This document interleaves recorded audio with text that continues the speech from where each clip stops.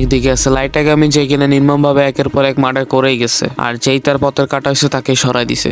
আর এদিকে আছে এরেন এগের, যে এক পলকে 80% পপুলেশন শেষ করে দিছে। ইভেন আমাদের থ্যানোসও মাত্র 50% পপুলেশন শেষ করছিল। অ্যান্ড দ্যাট ইজ ট্রু যে ভিলেনের দিক থেকে অ্যানিমে অন্য বাকি ইন্ডাস্ট্রি থেকে অনেক আগে আছে।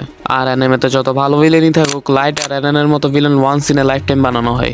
ওরা যেটা করছে সেটা তো ইভিল ছিলই, বাট যাদের সাথে করছে তারা আরো বেশি ইভিল ছিল। আর এরা দুইজনই নিজেদের ফ্যামিলিকেও ছাড়ে নাই। লাইট নিজের বাপকে ম্যানিপুলেট করছে, আর অন্যদিকে এরেন নিজের মাকে মারি ফেলছিল। তো এখন প্রশ্ন ওঠাই স্বাভাবিক যে এদের দুইজনের মধ্যে কে greatest villain of all time.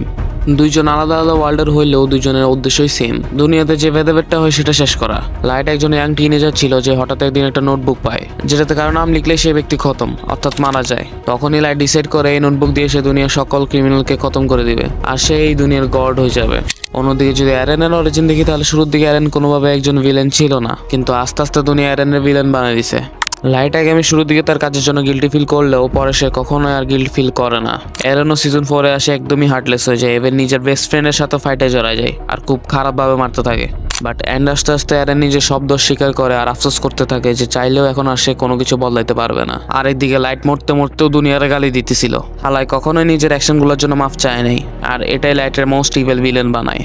এখন আসি তাদের কমিটেড ক্রাইমগুলোতে। এরেন রাম্বেলিং এর মধ্য দিয়ে 80% মানুষ মারি ফেলছে, নিজের বাপরে ম্যানিপুলেট করে ক্রাইম করাইছে যেগুলো ক্ষমার অযোগ্য। পুরা জীবন যে ফ্রেন্ডদের সাথে কাটাইছে তাদেরকেই মারতে চাইছে। অন্যদিকে থিওরি অনুযায়ী লাইট অলমোস্ট 2 লাখ মানুষ মারছে।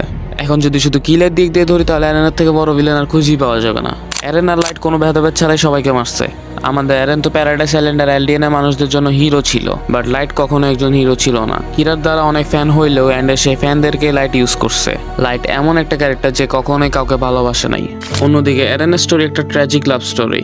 যে মেয়েটার সাথে সারাজীবন থাকতে চাইছে সেই মেয়ে লাস্টে বাধ্য হয়ে এরেনকেই মারি ফেলায়। ইচ্ছে থাকলেও এরেন নিজের ডেস্টিনি কখনোই বলাইতে পারে নাই, আর লাইট নিজের ডেস্টিনি নিজেই লিখছে। সিজন 3 পর্যন্ত এরেন ঠিকই ছিল, বাট সিজন 4 আসে ইভিল হয়ে গেছে।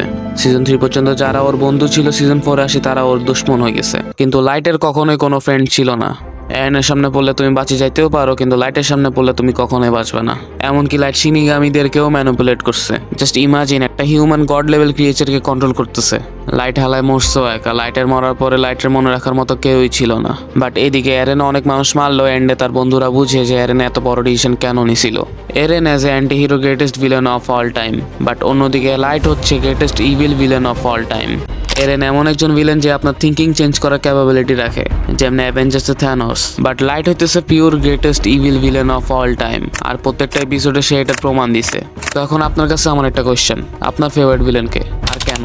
কমেন্টে জানান। দেখা হবে অন্য ভিডিওতে। আল্লাহ হাফেজ।